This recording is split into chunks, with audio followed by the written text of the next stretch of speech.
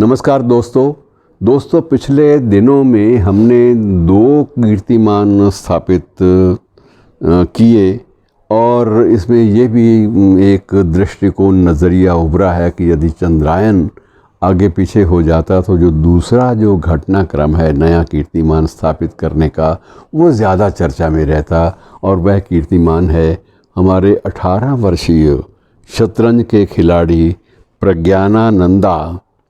18 वर्षीय वो विश्व में अपने समकक्ष शतरंज के खिलाड़ी शीर्ष स्थान पर बैठे हुए कार्लसन से टाई ब्रेकर में हार गया।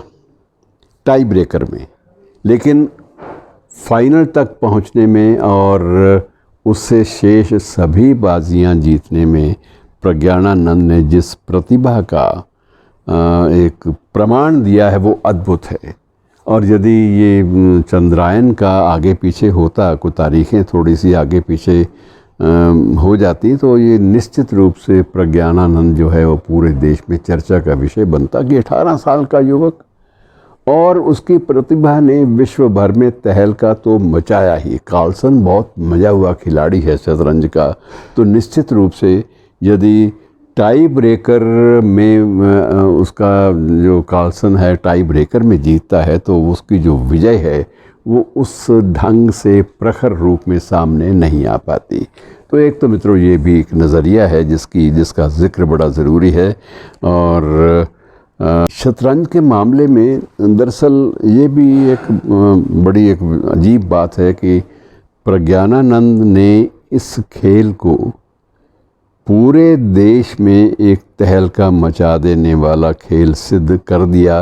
वो इस आधार पर कि इन दिनों में कहा यह जाता है कि इस शतरंज के जो खेल है इसकी जो पूरी की पूरी एक शतरंज का जो खाका है और उसके मोहरों की इनकी जो बिक्री है मित्रों वो 80% उसमें उछाल एकदम से आ गया है।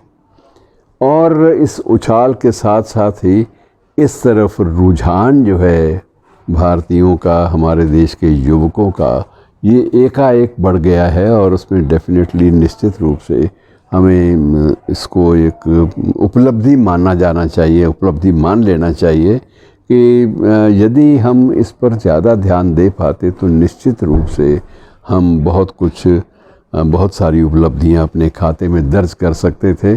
तो ये उपलब्धि एक विशिष्ट है और इसका मूल्यांकन जो है, इसका आकलन उस रूप में नहीं हो पाया जिस रूप में ये डिज़र्व करती थी। कारण एक ही है कि चंद्रायन एक बहुत बड़ी एक उपलब्धि है और चंद्रायन का आप देख लीजिए जिस उपलब्धि का महत्व इतना ज़्यादा है कि हमारे देश का प्रधानमंत्री विदेश यात्रा से लौटते ही राजधानी में नहीं आता बल्कि वो उसी स्थान पर बेंगलुरु में उसी प्रयोगशाला में पहुंचता है, इसरो की प्रयोगशाला में, जहां पर सभी वैज्ञानिक पहले से एकत्र हैं और सबसे पहले उन वैज्ञानिकों को गले लगाता है।